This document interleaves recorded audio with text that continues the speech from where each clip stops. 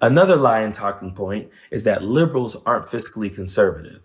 Liberals want everyone to be taxed a bunch so that all of our money can be given to people on welfare who are all gaming the system, living off the hog, and rubbing it in our faces.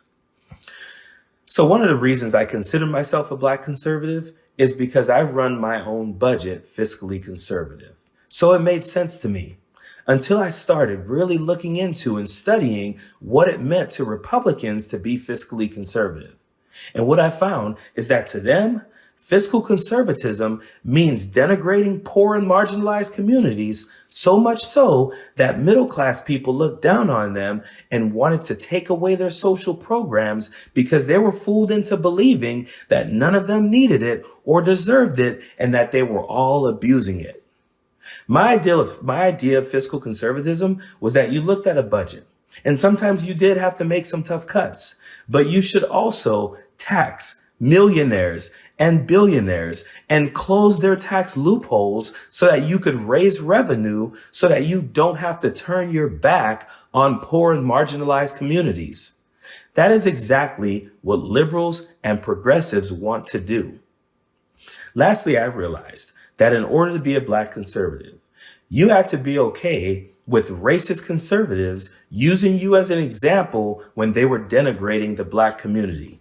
Like anytime someone brings up history or talks about issues in the community because of history or circumstances, as a black conservative, you were the one they pointed to in order to say, well, if he's doing it, why can't you? You also had to be okay with putting up with their subtle racism.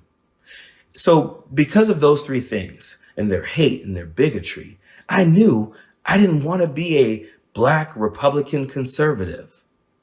One of the other issues I have with Daryl Scott is that he says now they get to point at Charlie Kirk. Like when he goes into the black community and he has to defend racism in the Republican Party, now they get to point at Charlie Kirk. As if this is something new. This is not new. We've been talking for years about racism in the Republican Party, racism that rose even more when the MAGA movement started. This is nothing new. My question to you is that if you're always having to defend racism against your own people that's in your party, why are you in that party? Like, you can be a liberal or a Democrat or a progressive and be fiscally conservative. You can be religious. You can have morals, and you'll never have to defend racism. Like if a liberal were racist, I'd call him out on it. If a Democrat were racist, I'd call him out on it. If a progressive were racist, I would call them out on it.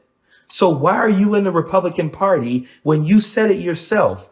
Every single time you are in the black community, you have to defend racism in the Republican Party.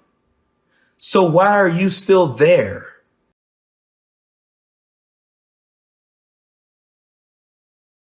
All right, now y'all know I ain't never had a problem calling out these racist conservatives.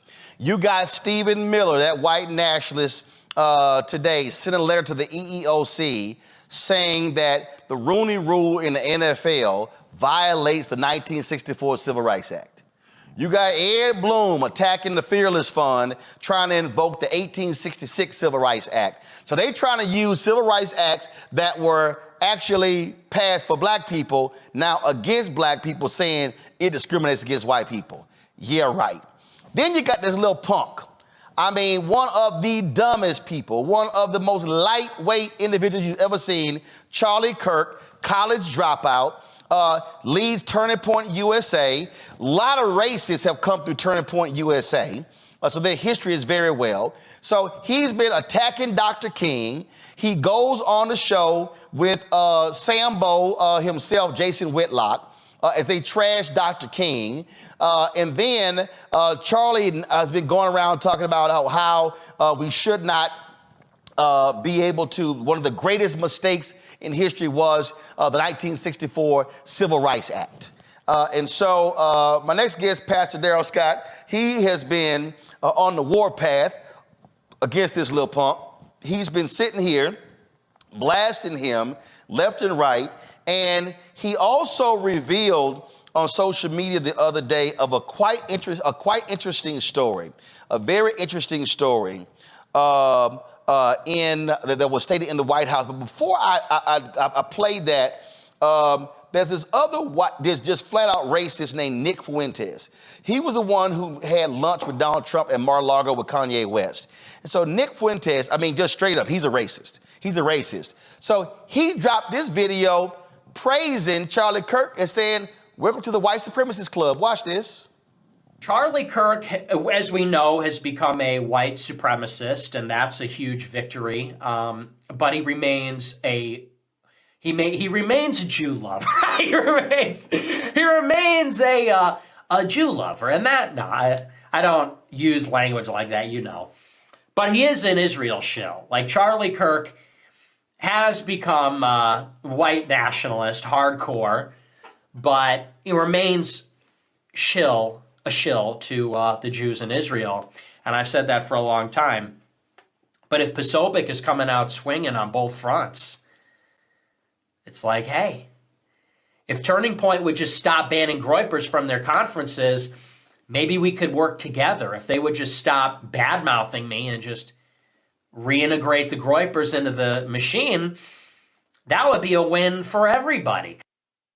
So, Pastor Darrell Scott, if a racist like Nick Fuentes is saying, "Hey, welcome to the club," sounds like all your criticism of Charlie Kirk been on point. Hey man, first of all, let me say you got one fact wrong. What's that? He's not a college dropout. He's a junior college dropout. Well, junior. So college, you made it seem. Junior colleges are no. Junior colleges are colleges, but technically, yes, you're correct. Go ahead. Yeah. So basically, he has a high school diploma. Well, but we have to check. I don't know what his GPA was either. Well, but it's no different than the person who he hired, Candace Owens, who also.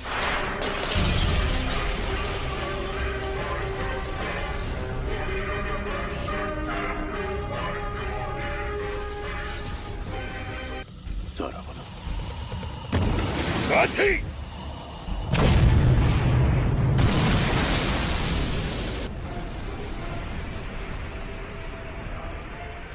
逃したか。